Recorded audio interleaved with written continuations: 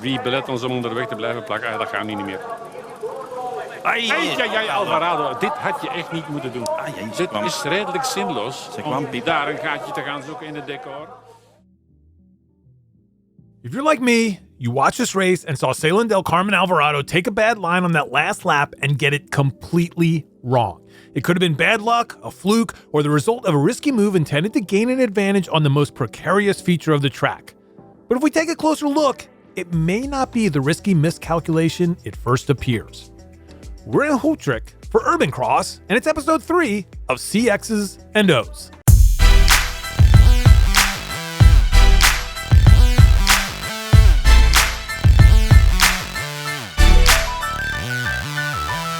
This particular off-camber gave the field issues all race long.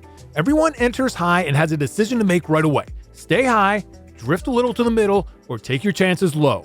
The high line seems like the safest bet, but if you want to move up, the low line may be worth the risk. The literal downside to that move is eventually you have to go back up to exit the feature. On lap 1, the leaders all more or less stick to the high line. As we move on to lap 2, Yara Castellin is leading the way. And how do I say this diplomatically? Yara is a work in progress when it comes to technical features, and her competitors don't want to get stuck behind her in the tricky bits. Alvarado in second makes a decisive move, dipping low as Yara kick pushes above. It's a perfect execution by Alvarado and gains her the lead position.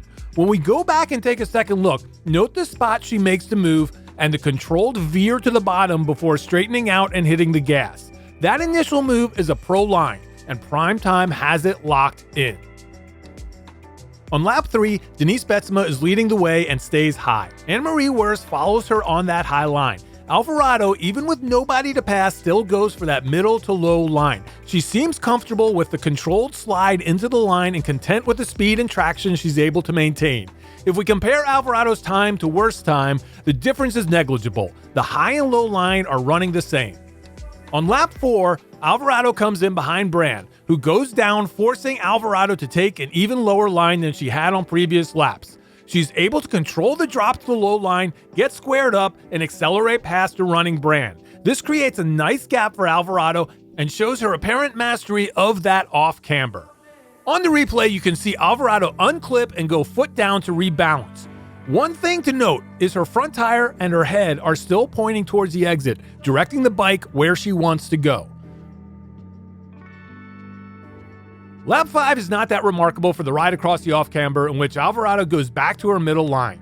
The exit, however, is pretty remarkable, as Alvarado gets a little rowdy and comes out hot with the tail whip. And here we are on the final lap. Betsema leads it out with Brand second and Alvarado in third. The last time Alvarado was behind Brand, she had to employ quick defensive maneuvering to avoid a collision.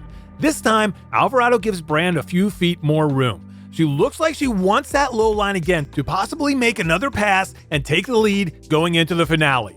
And that's where it all goes wrong. When we compare lap 4 to lap 6, Alvarado looks to be in more control in the later lap. It could be her tire found a bad bump that threw her off her line, but technique-wise, there's no difference at the beginning of the sequence. You can, however, see where things have gone wrong, and you can see it best in Alvarado's head and tire. It's the old, look at where you want to go and not where you don't want to go. Her head on lap 6 is lined up with the fencing, and her tire follows suit. She also is no longer leaning into the off-camber, and when she readjusts, her back wheel unweights and there's nothing else to do but roll or slide with it. My final note on this feature is that it's eerily reminiscent of last year's final lap of Hoogerheide, in which Alvarado is fighting for the win and the overall World Cup Series. She makes a big move to get out front on the final off-camber before the finish. She comes in super hot, gets it wrong, and goes down. I'm not sure there are close parallels between the two races to draw any real conclusions, other than that in both instances there could be a tendency to push the acceptable risk level a little too far, and that tendency increases the chance to make some bad luck.